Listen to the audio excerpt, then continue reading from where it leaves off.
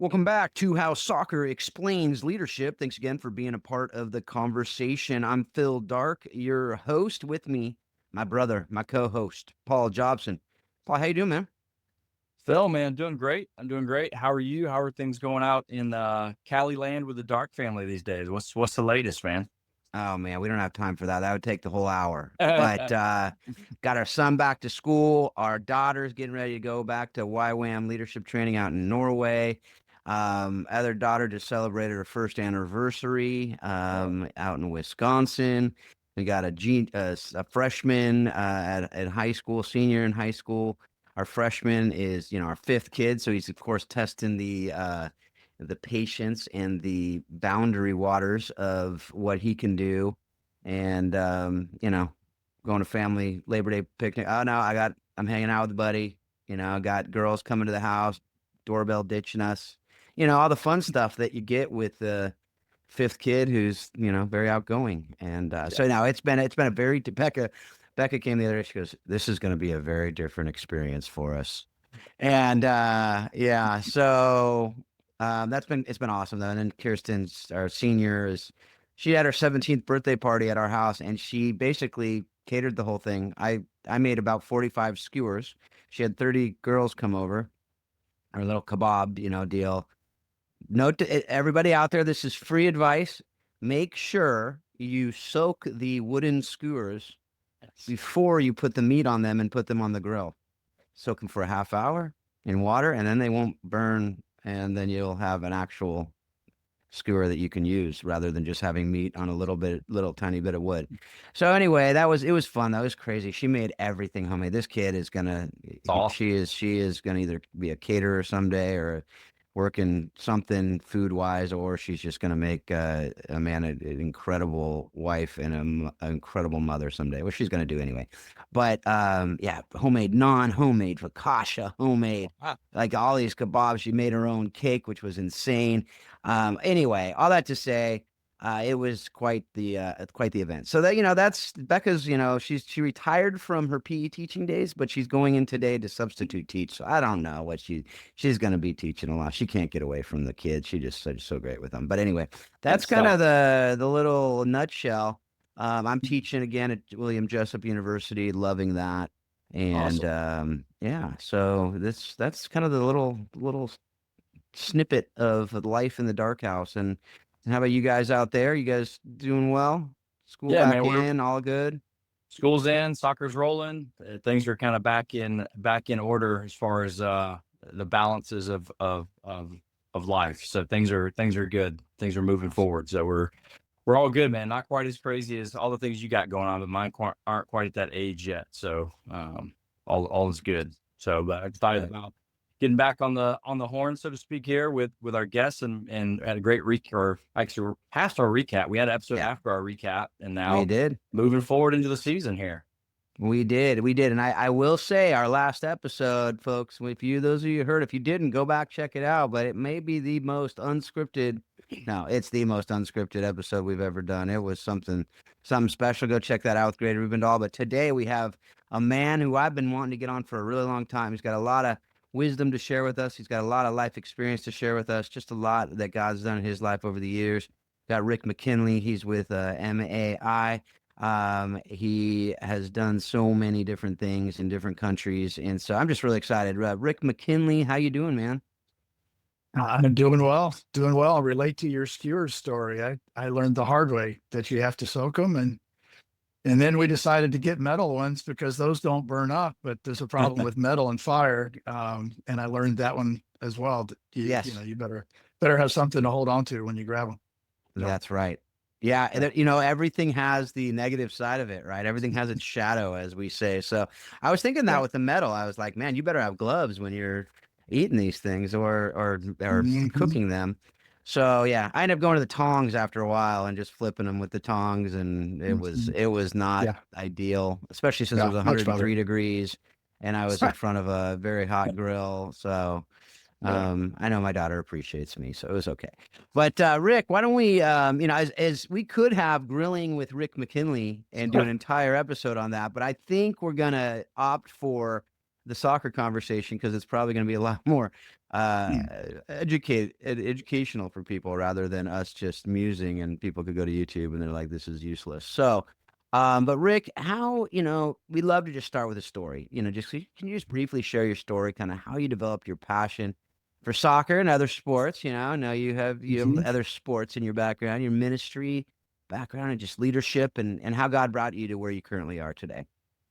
Yeah, sure. Be happy to. Yeah, I mean, sports has always been a big part of my life. Grew up as a preacher's kid and absolutely, probably shouldn't say it, but I hated sitting in church. And I was always in church as a little kid. I just couldn't sit still. I wanted to be out playing, and it didn't matter at that point what sport it was. I mean, grew up in Virginia and then Indiana. So, soccer wasn't around in the early 60s when I was growing up. So it was a lot of baseball, basketball, football. Certainly when I got to Indiana, it was basketball until I got cut from the basketball team. And then it became wrestling in high school. And that I'll mention that a little bit later because that was a part of my journey. But yeah. So anyway, I idolized sports heroes. I mean, that was just what I looked up to. It was the thing that spoke to my heart. And then God took me into the bookstore of a Bible college in the town where we lived when I was 12 years old. And this is going to sound corny, but it's just reality, and it's part of my journey. But I remember the place I was standing when I discovered a record album that literally impacted the journey in my life. 67 old, that was 55. My math is correct, or my subtraction. 55 years ago, I remember where I was standing when I found this record album of the 1967 FCA, Fellowship of Christian Athletes National Convention. And that would have been right around 1970 when I found it. But, I consumed these testimonies. I mean, Paul Anderson, world's strongest man, Bobby Richardson, second baseman for the New York Yankees, Bob Richards, they called him the pole vaulting parson. Tom Landry, coach of the Dallas Cowboys. All these guys that were professional, were leaders in their fields, and they were speaking up about Jesus back in the early 70s, and we see sport and faith combined a whole lot more these days, which is great. I'm thankful for that. But in those days, to have these guys stand up and be counted, among those who followed God and, and walked with him, that was huge for a 12-year-old. So it really began to impact my life. And I thought, maybe I could do something like that. I mean, I was average athlete. I like to do a lot of different things. So when I was in high school, I wrestled, as I said, and wasn't very good at it. But, I got cut from basketball, and there wasn't anything else to do in the wintertime in Indiana. So, but, I had some success, loved baseball. That was my first love. And then my family moved to Houston, Texas, my senior year in high school. And everything had been going great. I'd made varsity, was doing well in high school athletics. And then we moved to a new school. So I'm the new kid in town. And turns out they didn't have a wrestling team, but they had an Olympic weightlifting team. And it just so happened the coach was a believer. His name was Sid Gilzel. I'll never forget. I've looked up, I've tried to find him, haven't been able to find him, but he had such an impact on my life that senior year. But then I tried out for the baseball team. However, 2 weeks prior to that tryout, I was in a lifting event, competition, pulled a muscle in my upper back, and I couldn't throw a baseball from second to first. So you tell me, you're a high school baseball coach with a pretty successful program. You're in Texas, and you got a senior that's shown up. He's a new kid in town. You don't know anything about him. And he tries out for your team, and he can't throw the ball from second to first. What do? Well, yeah, long story short, I'm sitting at a tournament, a preseason tournament, on the bench, and they got programs for the tournament, and my name's not in the program. That was tough. And the next Monday, coach called me in, and he's like, yeah, we're not going to keep you. And man, I was devastated. I mean, it just rocked my world. You know, it was my first love. But I mean, you look back at it as a coach now and you're going, well, yeah, I understand. Here's a guy trying out. You don't know him. I had a pulled muscle in my upper back. I couldn't even throw the baseball. So anyway, so yeah, I ended up spending time in this weightlifting club, and that was a huge lifesaver for me because I began to find some success there, and then went to college and began playing soccer. I knew the coach, knew of him. He had spoken in my youth camp, and really had a tremendous amount of respect for him. And so began to play soccer and just absolutely fell in love with the game. I mean, um, began to really work hard at trying to get good at this new game. But ended up playing all 4 years, and um, was probably what you would call a big fish in a small pond. I mean, went to small Christian college, but yeah, found a little bit of success there, and just fell in love with it. And back up just a little bit, because when I was 14, I just recognized my need to be saved, or a personal savior. And so I began to follow Jesus at that time, and didn't know fully what it was going to mean. But so all through my sports journey and high school and college, was trying to follow Christ. Quickly through the events of my life, though, I'll come back to some of that other stuff. But right after I graduated, really had a heart to do something in sport, and found out that I could be a missionary and teach and coach overseas at a Christian school, soccer, basketball, and baseball. I mean, man, it was like it was gonna be amazing. So I went to Puerto Rico and coached for 3 years and taught physical education. While I was there, I got to work in baseball chapels, got to be a chaplain for one of the teams in Caguas. Had a guy by the name of Don Mattingly on our team. That was before he came to the Yankees. So if that starts putting a timeline to all this, it was a long time ago. But it was interesting. It was during one of my first chapel services I was sharing with the guys, and I was sharing from Matthew chapter 7 on the wise and foolish builders. I'll never forget that. I don't remember what I ate for lunch yesterday, but I remember that day.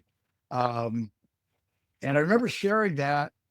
And my dream had always been to play professional baseball as a young kid. You have those dreams and desires. And I'll never forget standing there, sharing the gospel, sharing the word of God with these players in the Winter League. And it was this God was saying to me, your dream was to be on that side of the room, and my dream for you is to be on this side. And it was powerful. It was like, don't know what all that means, but that was God's dream for me. And I really began to sense that. And so I came back to the States, went to grad school at Wheaton, got my master's, and even utilized my master's to have a concentration on coaching as a ministry. They didn't have, I know Baylor has, sports ministry. They've got some tremendous things going on down there, and a lot of other schools have it now, but there was nothing formal. I just tried to design everything, all my courses, to be thinking about what would it look like to coach as a ministry. And about the time I was finishing grad school, this team called Sports Life came through the Chicago area, and buddy of mine that I'd coached with in Puerto Rico was coaching the team. He said, "Hey, you ought to come out and see what's going on." And so I went out, and God just impressed on my heart, this is what I want you to do. And so I was able to have an opportunity to my wife and I'd been married for a year. And before I go any further and make a stupid mistake and forget her, she's been a rock star. We just celebrated our 40th anniversary. And so long story short, I did what I said I would never do, and that was to raise personal support. And we ended up joining this group called Sports Life up in Tacoma, Washington, a year after we were married. and we've been doing it ever since. So, real quick on that one, that organization disbanded after we had been there a year. It had been around for a few years, but had some amazing trips, went over to Europe and did some soccer ministry during that time. But it disbanded, and there were several of us that moved from Tacoma down to Southern California to join an organization called MAI, Missionary Athletes International. And that's where my wife and I have been now for the last 39 years, 38, 39 years. That's awesome. That's love hearing everybody's story. And that's probably one of the, there's a lot of great things about this the show that we do, but I love everybody's story because it's just, so showing where God kind of leads people. You have an idea, God has an idea. And fortunately, if we're listening, we hear what God has for us, and that usually ends up working out better than what we thought. Right. Yeah, absolutely. Yeah. I didn't see a lot of it coming. And then there are a lot of pieces I left out, but yeah, it's been awesome to see, how he's worked. Yeah. Well, as you've kind of navigated through that, Rick, we like to, the next thing we like to talk about is why we do what we do. And obviously God's had a massive influence in that. What would you say is your personal why? What is your life purpose, and how are you living that out? Yeah, I would say, man, this is a pretty common phrase, but it's really come to life, I think, as the years have gone by. And my why is just to love God and love others, and to do that through sport. Sport provides that vehicle, and over the years, I've recognized that it's not about how much love I can muster up for somebody else, because quite frankly, that's tough to do in sport, when you're out competing. But it's about God's love and the fact that he first loved me, and that his love is perfect. And his desire in loving me is that I would be a channel for his love to go to other people. And so, learning how to look to that instead of going, okay, I got to have good feelings for this person, I got to love this person, but really understanding how deeply God loves me. And that's been a continual growth process for me, I think. The other thing that's really had a huge impact is that I've been blessed with several mentors and coaches along the way that have had a huge influence in my life. A couple that weren't so good. One guy that ended up in prison, actually. And once again, that's a whole nother story. But a lot of really positive, solid role models, and I recognize how powerful coaching can be in a person's life. The common quote that Billy Graham has shared, that a coach will impact, more young people in 1 year than many people will do in an entire lifetime. And it holds true, so I think that's been a lot about my personal why, and trying to live that out. And MAI has been a great organization to live that out in, as we've gone through the years. Let's dive into that a little bit, Rick. I want to hear more about MAI and our listeners as well. And if you can just kind of share with us just how MAI is, it's obviously like most of us that are hopefully living on mission. What we do is our life. It's also our work. It's our life's work, so to speak. But you can talk to MAI and how you're using soccer to make disciples around the world. I'd love to hear more about that. I'd love just for our listeners to hear more about that as well. Sure. I mean, organizationally, we started out in Southern California with the Seahorses. I think you had Dave Irby on here a while back. And I worked with Dave out there for about 4 years while we were in Southern California. And then in 91, the organization got the idea that we should expand to the East Coast. And so we ended up opening an office in Charlotte, North Carolina. And I didn't think that was for us. I was going to stay in California the rest of my life. I mean, believe it or not, back then, I loved California, but it was also challenging too, because we were there for 4 years and we had 3 kids during that time, and we had 1 car. And, so, from a family standpoint, it was tough. But we ended up moving with and helping to open the office in Charlotte Brian Davidson was the director at the time, and he went out there, and he was the guy that had recruited me to begin with. The guy I'd worked with in Puerto Rico, and so he directed that office, started our pro team, our professional men's team there in Charlotte in the old USISL, which is now the USL.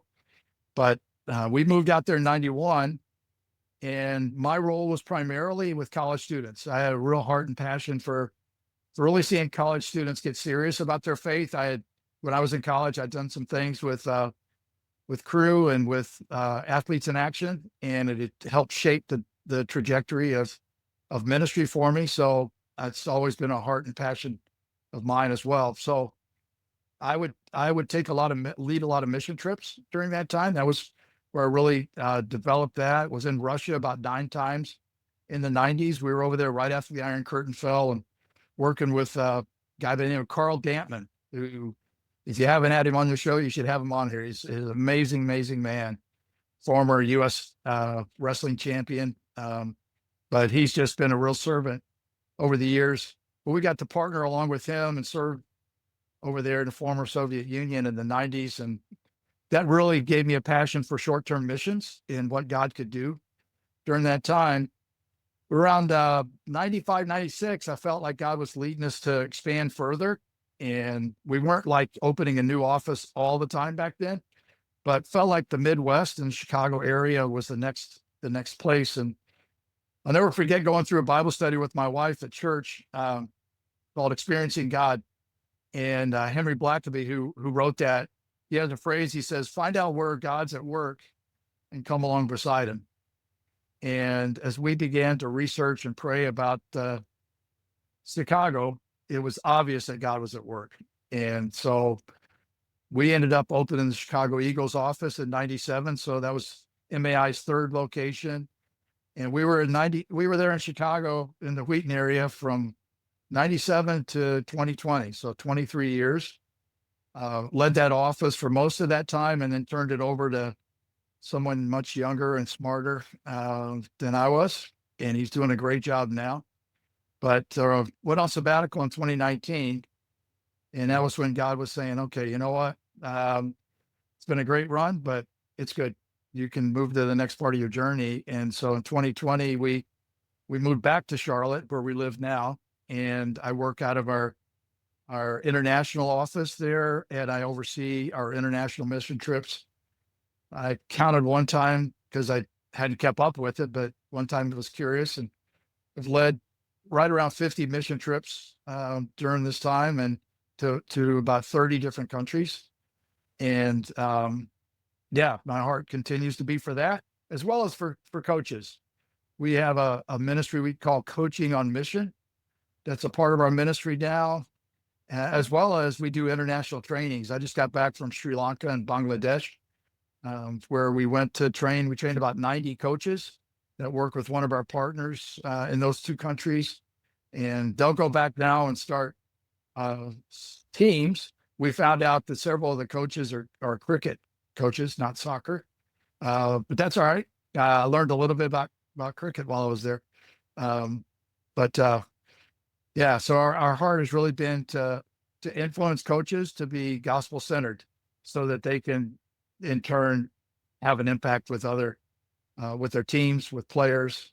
And so, yeah, love that. But that's my why, is really to try to serve by loving others, and then by investing in coaches, because they're going to impact many through their lives. Yeah, I love so much of that, and I'd love to spend hours just going and picking through that answer. And one of the things first of all, Carl Damon has become a friend over the last few years. I love that guy, and we do need to get him on. I don't know why we haven't got him on yet. But yeah, he actually does. You probably connected with maybe Reed Lamphere at some point along the way as well. Mm-hmm. So. Becca, my wife Becca, was the chaplain for the Atlanta Beat, which Marcy played for and Paul worked for back in Atlanta, and with Carolyn Lamphere. And so we got to know them. And I didn't even know Reed was this legendary wrestling, Athletes in Action guy. And then years later, I meet Carl, and I see him in pictures with Reed and Carolyn, and I'm like, wait, what's going on here? So it's just the fun small world of ministry Nice. that we know. And but yeah, Carl wrote a book called In God's Grip that's all about his Yep. wrestling ministry days. And so Yep. strongly recommend that if ministry and sports is something that I'm Yeah. assuming if you're listening to this, it probably is. So Yeah. If definitely you look want to hard grab in the that book, you'll even find us something about our trips back in the I bet. 90s. I Yeah. bet. I Yeah. bet we Yeah. could. And so can you just give kind of a snapshot, and I know there's no like quote unquote normal trip, but you just talked about doing, coaches trainings and I learned when I went to India too, like I better learn cricket or I'm not going to be able to do ministry in this country. So it's Mhm. similar to Sri Lanka, that whole region. If you're, and who knew I'd come back to my home in here in Folsom and I'd go down to my local park and there would be 35 dudes playing cricket in the local park.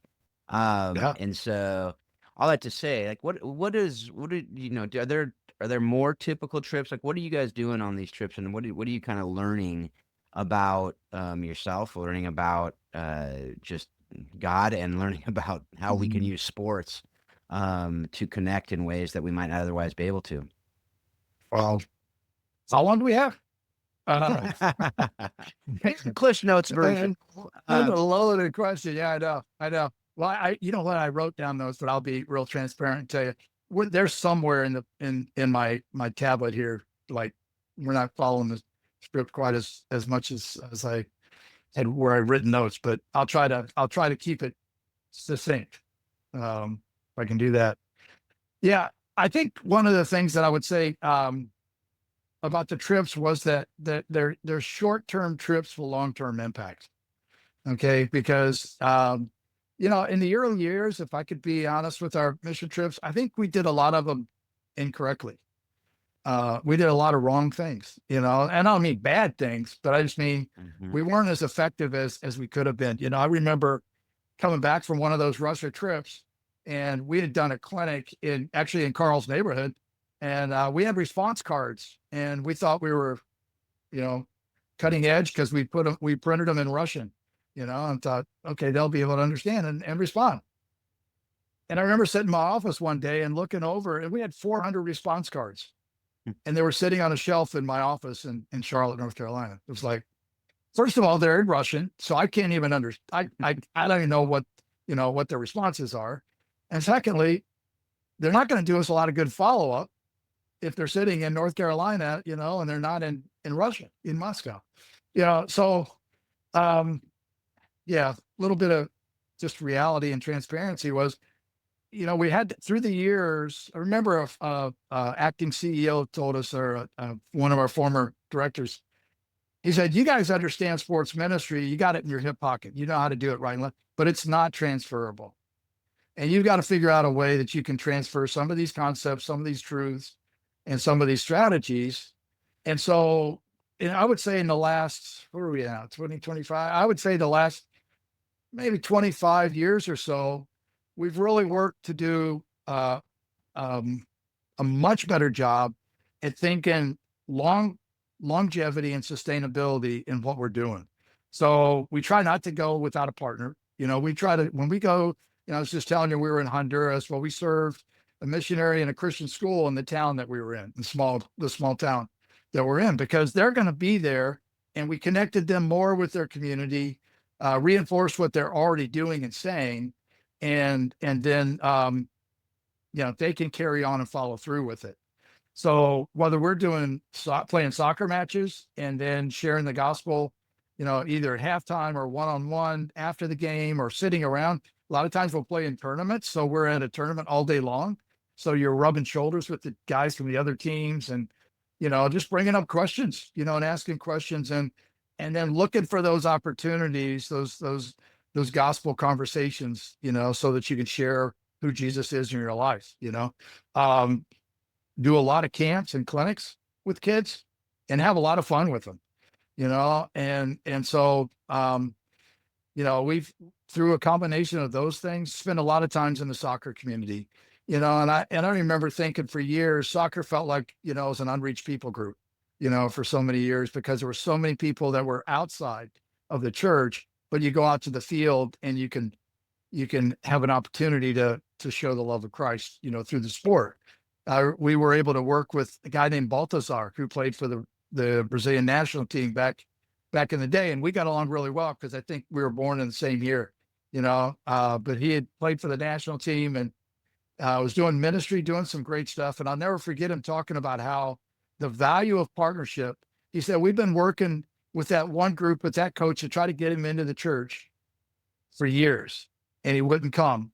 You come and play in a tournament, and then we invite him to a service that evening, and he comes, and then, it had an impact on his life, Lord willing, for eternity, but he said that partnership is so critical in working together. So when we go on these mission trips, we want to go and serve. We also want to go and serve the strategies of the local community, and what they're doing. Sometimes that's an initiating sports ministry, because I'll never forget in Rio, we were working with the church back in 2007. We started working with this church, and it was really great. We shared. They didn't have us doing anything with sports ministry when we got there. It was through the Pan Am Games, and they had us passing out water and doing some nice things. And we said, can we kind of share a little bit about what we would typically do on a trip, where we would, through soccer, we'd connect with people and play matches and build relationships. And I never forget, one of the youth leaders started crying. And I thought, oh boy, we've really screwed up. We've insulted them, embarrassed them. And she said, first of all, I'm sorry, we didn't quite understand.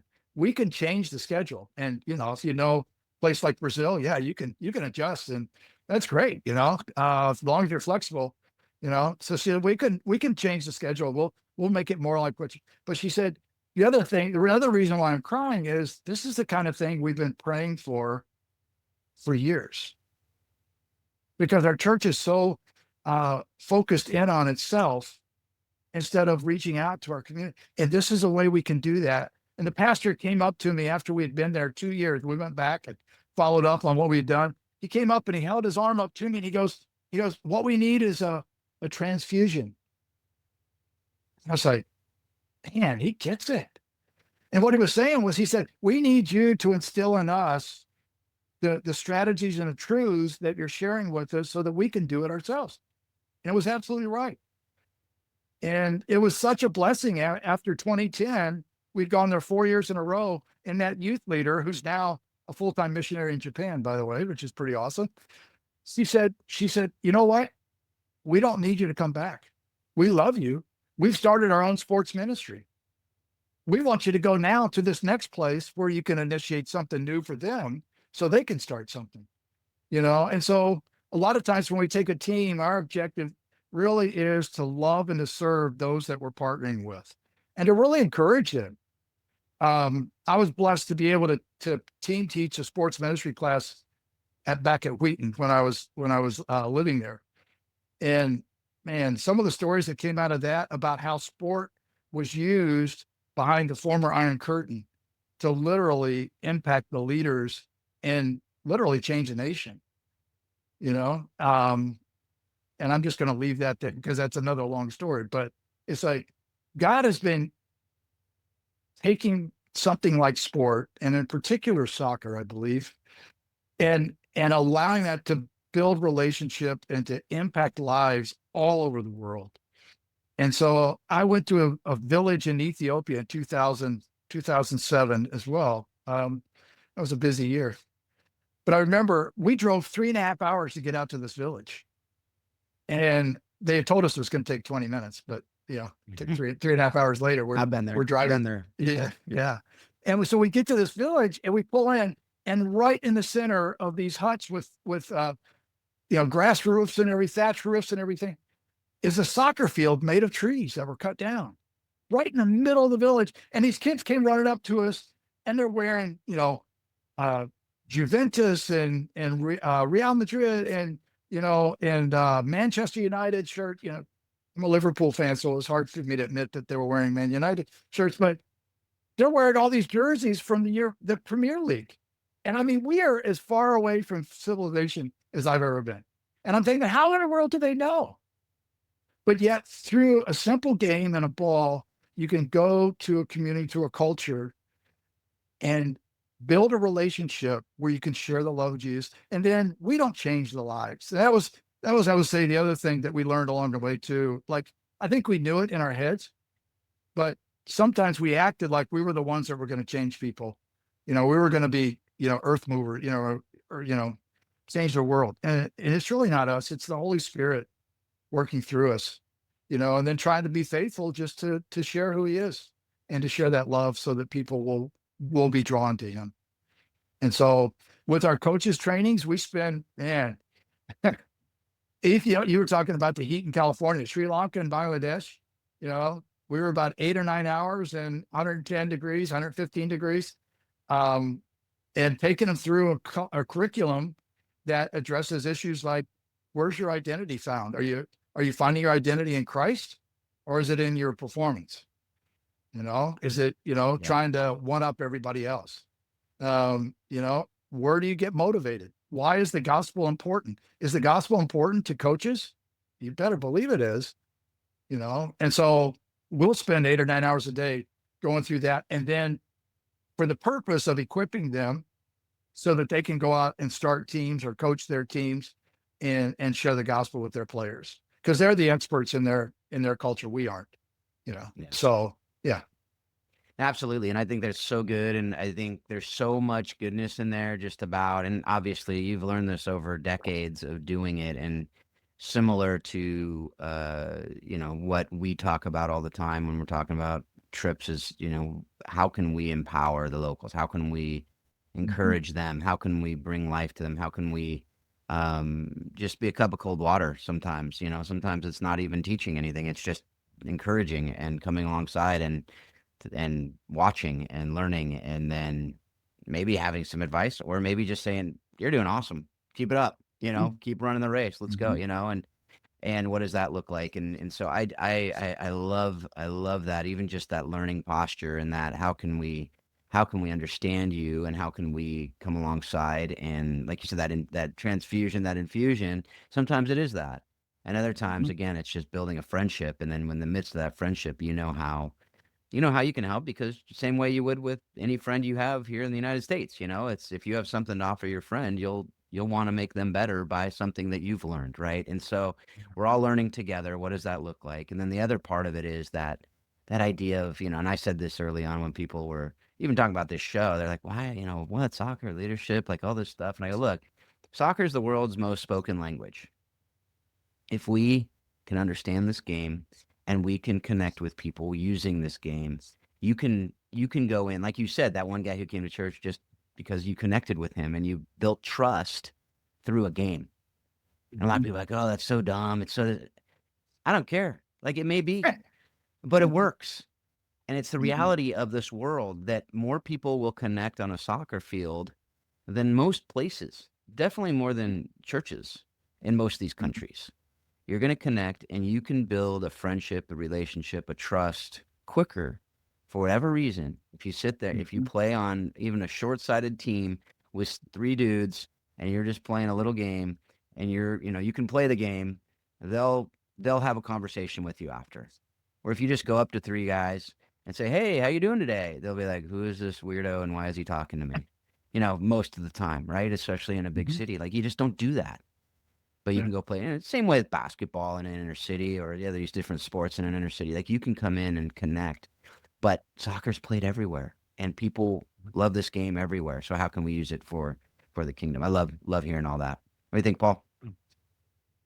Yeah, no, along the same lines, and we talk about it all the time. You just roll out that ball and just breaks down barriers. It's in just about any country. You just roll out that ball. It's like, okay, I guess we're friends. And it's a crazy.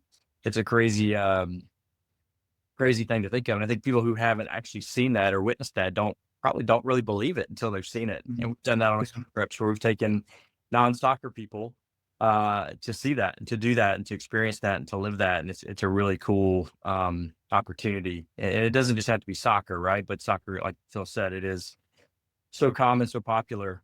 It really does break down barriers and even language barriers, all those different things. So it's really an amazing thing. And Rick, I mean, I think about all the different people that you get to interact with, or have interacted with over the years. And you've mentioned a couple of different people, but instead of like, I was going to go down the route of like individual people, but I think the question I want to ask you is, of all the people that you've worked with over the years and been involved with in ministry, whether they've been directly part of, MAI or whatever, or organizations you partner with, what's a common trait with some of the folks that you see that, I hate to even say most successful. Let me say it this way. Who are some of the folks, what are some common traits that are so most impactful in some of the things that you've done over the years and just really stands out to you? Maybe one or two things.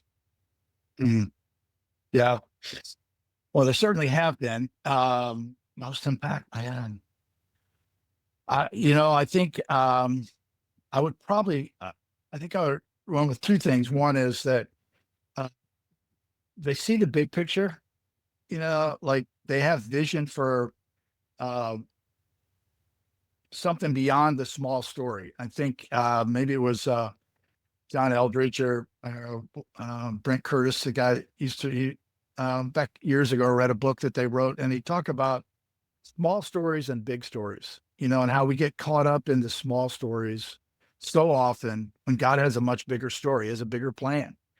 And, and so I think of guys that I've worked with who, didn't get consumed by the immediate struggle, whether it was whether it was a loss of a game. And in simplistic terms, you're on a trip, you lose a big game, and then the coach goes, okay, what's our purpose?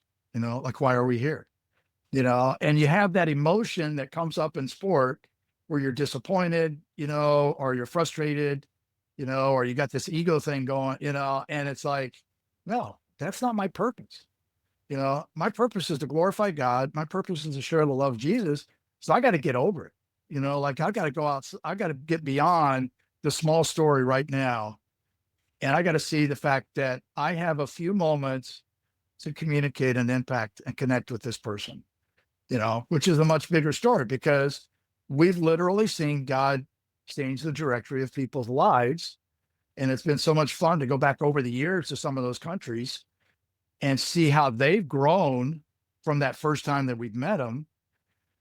That's the bigger story. It's the eternal story. It's God's story in their life, and so I would say, some of the leaders that have mentored me have had that kind of vision, that kind of a heart for the fact that it's, God's not confined to the circumstances or to the struggle.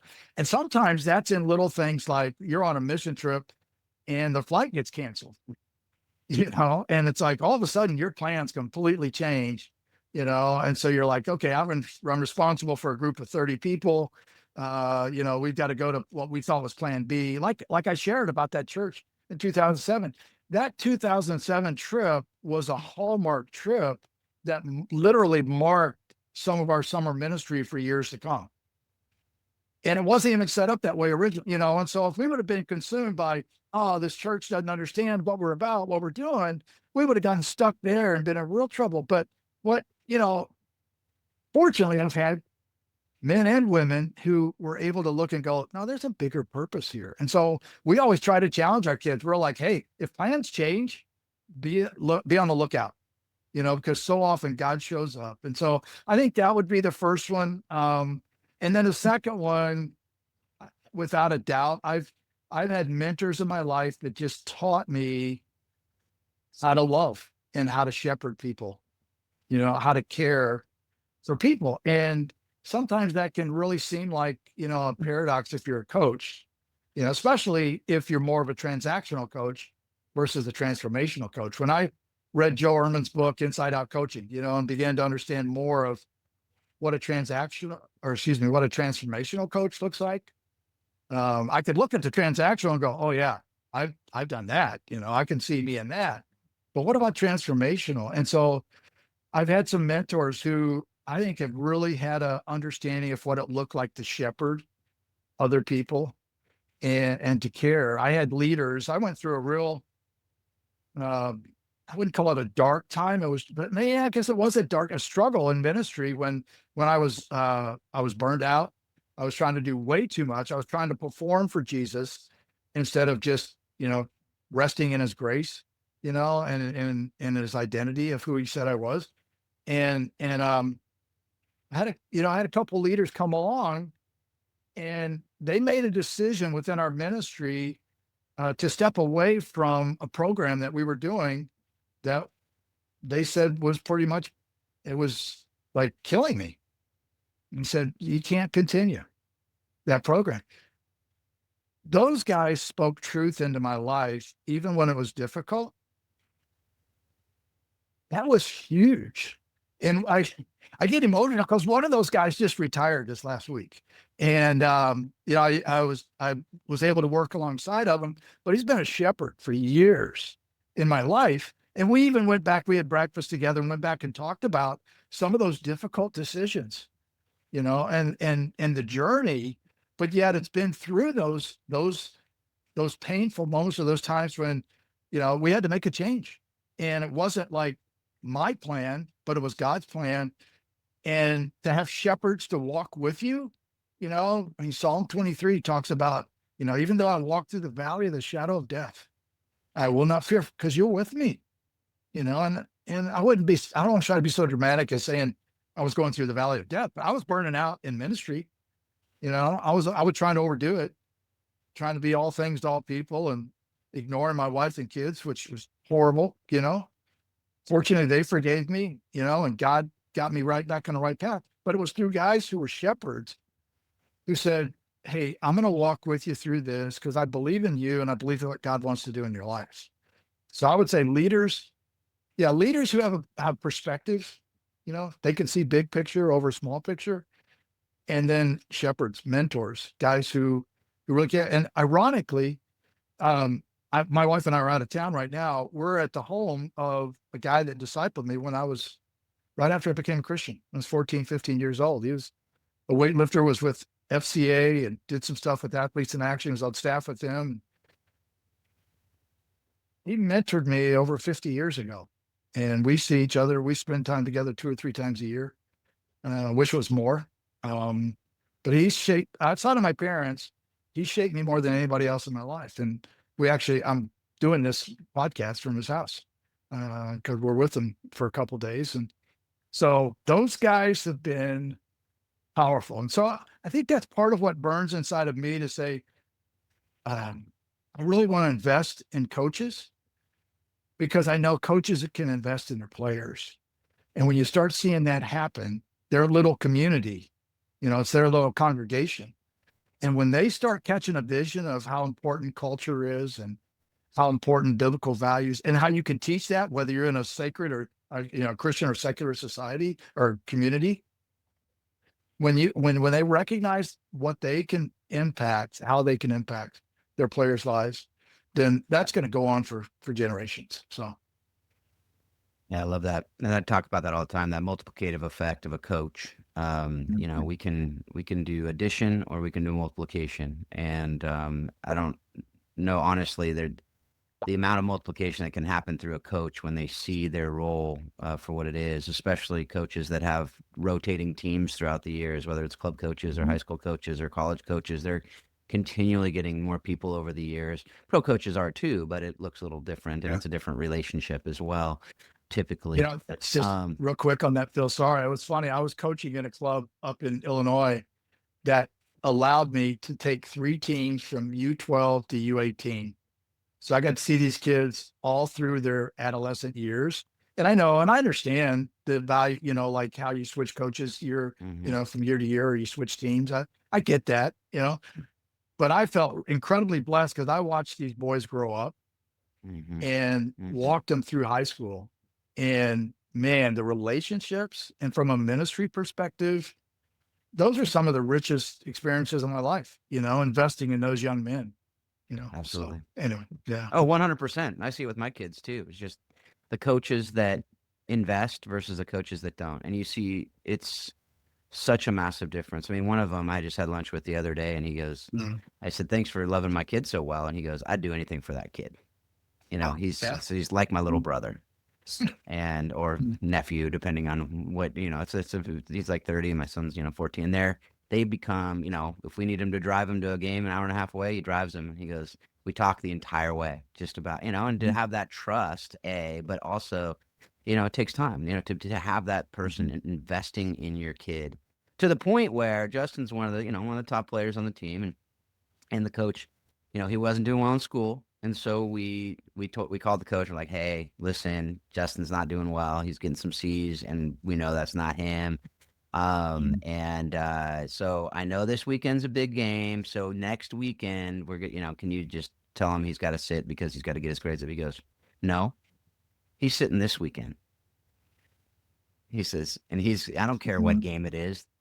His future is much more important than this game. He was like 12, and he says, he goes, and not only can he not play, he has to show up in street clothes, and he has to sit the bench the entire time in his street clothes, knowing he will not go into that game because that will have more, and it was like to have people that are with you in this and to be that coach. What does that look like?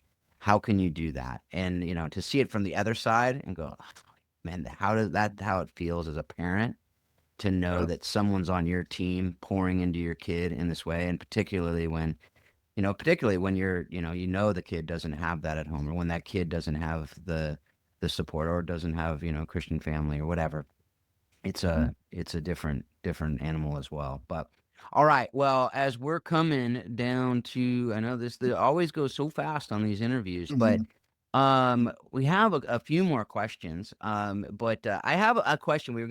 We always have this defining moment question that we had on the outline, and I definitely, if I'm going to give you a choice. You can choose your own adventure here. And you might even blend the two together. But, do you have a defining moment in your athletic career that has taught you lesson, and how are you using that? And it may be the same lesson or similar lesson to one that you would love to go back and teach your 25-year-old self. So, is there a lesson that you have that you're like, man, I wish I knew this when I was a kid, or something that you learned that you're now using? I'd love to hear, kind of how you, and if you just want me to choose which answer you gotta, question you gotta answer, that's cool too. But I just thought I'd throw that out there to you, and I just wanted to make sure that you had that opportunity to be able to share, kind of what would you like our listeners to know? If there's like one thing or a couple things, like, hey, this is something I've learned that is so important. I'd love to hear that from you. Okay. Yeah. Well, I mean, I shared about getting cut, in high school, my senior year. And for some reason, it seems that God's often worked through the challenges, the disappointments in life, or the brokenness. 2006, took a team to work alongside of Athletes in Action in Germany for the World Cup. And I was supposed to be coaching the team. I don't know, what was I? I was in my 50s, I guess. Right? Yeah, I was getting kind of old, but I was still playing a little bit, just kind of, weekends and such. And we played against a team that had a mix of ages, and we were a little low on players because it was a game that wasn't scheduled originally. Once again, flexibility, and so I decided to play because we were low on players. One of the other staff guys coach, and I'll try to cut to the chase real quick. But game was going great. It was a perfect night. The pitch, obviously, like a lot in Germany, was beautiful. Second half, I reached out for a ball, and my cleat caught the ground and got stuck in the ground. The rest of my body kept coming after it, and just snapped my right ankle severely. I mean, shattered the outside and dislocated the inside about 1.5 inches. They brought the ambulance out on the field, was rushed to the hospital, and they did some looking and said, if we can't reset your ankle, we've got to do emergency surgery tonight. Otherwise, you may lose the foot. It was that severe because it was cutting off the circulation to my foot. And they, even with morphine, they tried to reset it. That was not a fun experience. So I had surgery at 9:30 that night. And I remember when it happened, they said it was like a shotgun, they could hear it at the other end of the field. My 12-year-old son was with me, by the way, on this trip. And I remember the only thing I could say was Jesus. And I must have said Jesus 1,000 times. I had to cry out to him. It was because I knew I was in trouble. I knew I'd never felt pain like this. So, and then I remember being moved from the gurney onto the operating table, and all I could hear was German. There wasn't one English word spoken that I recall. I mean, I was fading away, but, and I was just like it was 9:30 at night. I remember looking up at the clock and seeing it and thinking, well, God, I mean, I can't do anything. It's totally out of my control. I had surgery, to put a plate in there. They kept me for 5 days. They didn't want to release me. They said, we don't want to let you because we think it's got to heal. I had a team in Germany that I'm in charge of, and a 12-year-old son. But I will never, ever forget. And this was a marked moment in both in my athletics as coach and player. Didn't play much. It was actually my last soccer game that I ever played. But I remember waking up one day, and I'd slept through like 2 meals. Hospital was really small. It was dark. I was the only one in the room. And I had 2 phone numbers and to try to reach people because I was starving. I mean, my leg is up in the air, being held up, and I am starving. And, I tried making a phone call. I found out later I was leaving out a number, on the German system. Didn't have cell phones back then. And so, well, I'm sorry, we did, but I didn't have one in my room that would work. So, I couldn't get a hold of anybody. And I remember laying there and I'm thinking, supposed to be leading a team. I'm broken. I'm starving. I can't get in touch with anybody. Like, I can't connect with anybody that I know or knows me right now. And this song came into my head from my youth days, my youth group days, that said, brokenness is what I long for. And I always thought it was a stupid song. Okay. I mean, I'll be honest, I was like, who longs for brokenness, Laying there in that bed, in that dark hospital room, that song came to my head and was like, Jesus, what you've shown me is you're all I need. You're all I need. I don't have my health. I can't go out and perform as an athlete or a coach. I can't even walk around. I'm hungry. I'm starving. You're all I need. And I realized at that moment, after being a Christian for many years, I realized at that moment that he was enough. He's enough. He's all that we need. But we kind of tack on other things, and if we're athletes or coaches, we think, oh, well, wins, if we can just get win. I mean, we need those to satisfy or to make us something, to find who we are.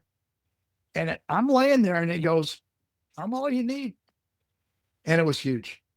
It was huge. I mean, it's continued to shape me. I mean, that was 20 years ago. And he continues to remind me, and it's a sweet reminder. And I'm like, yeah, I know. I keep trying to add stuff to you, but you're all I need. And now you want me to live out of that truth. Like, you don't just say, okay, I'm all I need, and I stay in the hospital bed for the rest of my life. No, it's like, no, now I go about doing my coaching. I go about doing ministry, I go about doing leading. And really, Christ is all I need. I mean, if I have that intimacy, that relationship with him, then I can face anything that comes, any challenge. If I have that, I can get out of the comfort zone, and I could share with someone that I'm nervous about sharing with, and let's just trust him with the results. And I began to understand a lot more about the fact that God doesn't need me, but he wants me. He's chosen. And he's chosen through his grace and through the sacrifice of his son on the cross. And when I start really taking that in, instead of just going, oh, yeah, I know that. But when I start looking at that and recognizing how significant the gospel really is in my life on a daily basis, and how it impacts sport, I mean, it impacts every area of our life if we follow him, or it's supposed to anyway. when I do that, then I perform out of pursuing his glory, and not my own. I mean, it's kind of like, I was thinking about it the other day, and it's kind of like we have our own glory that we keep seeking after. And I would compare our own glory to one of those plastic medals that everybody gets at the end of the season, that comes in, a package of 50 or 100, and it's like, that's our glory. And God's glory is the actual gold medal, the Olympic medal, or whatever tournament, the World Cup. I mean, but it's the real deal. I mean, it's pure gold. And we keep going, look at my glory. Oh, look at my glory. Look what I got. Look what I got. Look at this medal I got. And we think it's so big. And God's going, are you kidding me? Son, look what I've got for you. Just need to live in me and walk in me. And and when he starts doing that, and he transforms something as powerful as sport, because sport is powerful. I mean, as you were talking about, but in itself, it's temporal. It can be gone like that. But when it's in him, it changes everything. It becomes this channel that God's love can be seen in ways that literally change the trajectory of people's lives. And so, yeah, I think that one instant, and I continue to glean off of that time, because I know we don't have time, but on that same trip, my son got lost on the train from the whole group, and I'm in the hospital, and God provided. I mean, I was in a car 30 miles away from him, and he was lost in Stuttgart, Germany, and calls me on a German lady's cell phone and says, Dad, I'm separated from the group. Once God goes, okay, do you remember? I'm all you need. Okay, God, you're all I need. I can't fix this, but I can trust you with whatever comes in my life. And he brought it up within a couple of days of me experiencing that brokenness. And it was like, yeah, got it. I'm trusting that you're going to help find him. Long story short, he got reunited with the group, but there was a German-American lady that allowed him to call me to tell me what was happening on a cell phone in Germany back in 2006. That wasn't a cheap call. I mean, so it was like, and that was a follow-up of God going, okay, remember, I'm all you need. All you need. I love that. I love that. Paul, you want to start bringing us home? Yeah, I mean, we probably could close the curtain right there. It'd be a great place to stop for sure. But so I'm just going to go straight to that, to kind of one of our last questions there, I think, because that's where we're kind of wrapped into, if that's good with you. But I think one of the things we haven't actually talked about here, Rick, you've mentioned a couple of books along the way, but is there anything that you've watched, read, or listened to lately that's most impacted your thinking on how soccer explains life and leadership? Oh, man. Well, okay, here's the thing. When I started at 12 years old with that record album, God created this filter. So like almost every single thing that I read or am involved with, it kind of goes through the filter of how does that connect with sport? Or like, how can I grow from that experience and be a better coach? Or back in the early years, be a better player, But yeah, I mean, lately, like, love the book by Brian Johnson, The Christian Athlete. I think he says a lot of great stuff in there. I already mentioned Inside Out Coaching, but then there's a couple that have come up on our staff, and this is where I'll make a little bit of the transition. And I think I heard from one of your previous podcasts, there's a book that our staff just went through not long ago called Lead with Prayer. And I think you guys might know a couple of those guys. That was huge, but just a real quick sidebar on how that affects my coaching and our ministry is that we've begun what we call coaches circles, where we try to challenge coaches to pray for other coaches. And it's not rocket science. It's like just remembering to pray for them and text them, say, hey, I'm praying for you, And so I've got about 12 coaches that I pray for weekly. And I know there's some other coaches that will have 5 or 6 or 10, it's no magic number. But that Lead with Prayer really challenged me to prioritize prayer. and to really understand how important that is. And so we challenge coaches to pick up a coaches circle and to be praying, for other coaches, because as coaches, we relate to one another. We understand the trials and the tribulations and the stresses that coaches face. So, but we need to be praying, for each other. So Lead with Prayer was huge impact. It was a book about prayer, but it impacted my coaching and my ministry.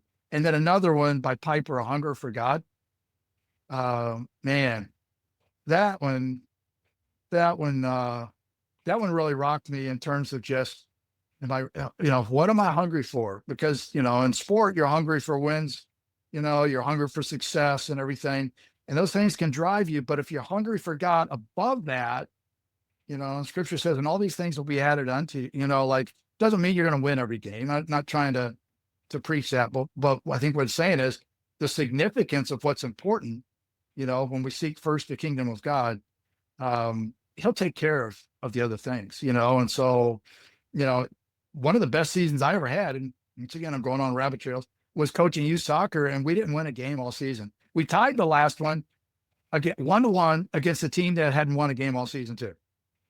But it was one of the most powerful seasons I had as a coach, and so a hunger for God, once again, it's helped me think through, I have a hunger for sport. I want to excel. I want to be up there. I want to keep moving forward.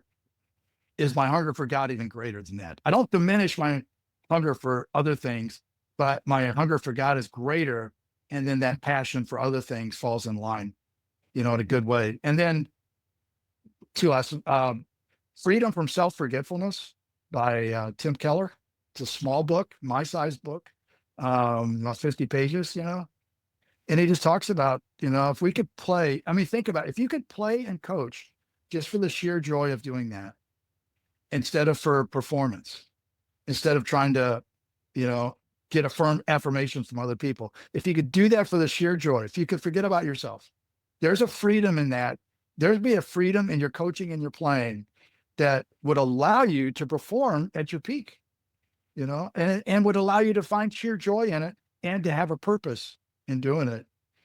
And then Mark of the Christian by Francis Schaeffer. It's an old classic. Once again, it's about 50 pages, and it talks about the mark that we should have of Christ on our life if we're a follower of his. So anyway, that's some of those I keep going back to, I've read a few times, but the hunger for God, lead with prayer. Those are some of the more recent, but I see how those have a huge impact on what I do on a daily basis in sports ministry and for God's glory. So I love it. And have Lead with Prayer in my backpack. Yeah, there it is. nice. There it is. Nice. And, I loved it. I actually, in my other podcast, I did an interview with Peter Greer and Ryan Scoop, who Peter's a good friend, but Ryan is a new friend. But I was so impressed by that book. I've listened to it. I'm now reading through it. And actually, my wife, just to kind of bring it together, my wife just guest lectured for my class at William Jessup, and she did it on prayer and talked a lot about that book. But then somebody said to her, "What's your go-to prayer?" And there was an interesting conversation. Like, if you just need time, she just said, "Jesus." Mm-hmm. And it's like the Sunday school answer, but she's just like, I don't know what to say. I just say Jesus. Mm-hmm. Well, there's a chapter in that book where Mother Teresa talks about wasting time with God. Yep. And some people go, "What do you mean wait? It's not wasting." Well, what she's saying is presence. Yes. Sit in the presence of God and let him speak to you. Yeah. So It's so good. Yeah, I love it. Good. All right, my brother. Well, as usual, we could go on and on. And you gave people plenty of work right there with those great books. Those are just classics, and I think Lead with Prayer will be a classic someday as well. But folks, there's so much goodness in this interview. Hopefully we'll be able to get you back on. I want to hear some of those stories that you're like, "Oh, we're going to leave that on a shelf." And I'm like, well, I want to go to that shelf. I want to hear. We did that with Horace Richardson. Remember that, Paul, where we had Horace come on and just share stories from his 50 years of coaching. And Dave Irby shared some stories. You can go back to that, folks, if you want to hear some kind of ministry and sports stories. He gave some in that interview as well.